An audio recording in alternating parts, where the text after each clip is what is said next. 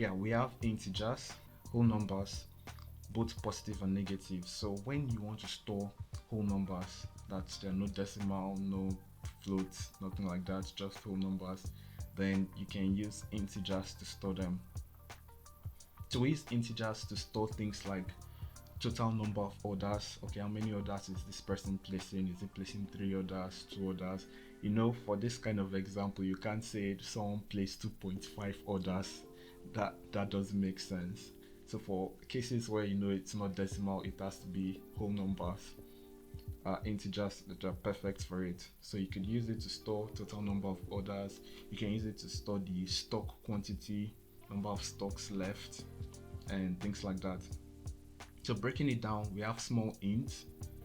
Now you can see the size, the storage space it's going to consume. It takes about 2 bytes. It's consuming 2 bytes of storage, and it ranges from minus 32,768 to plus 32,767. So if the number you want to store is going to be within this range, then you can use small int.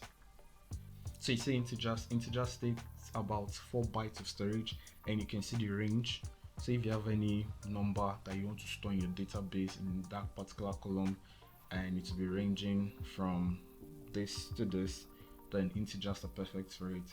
Now if the numbers you want to store, it's going to exceed this, and maybe something really huge like billions, trillions, then you can use big int. You can see big int consumes 8 bytes of storage.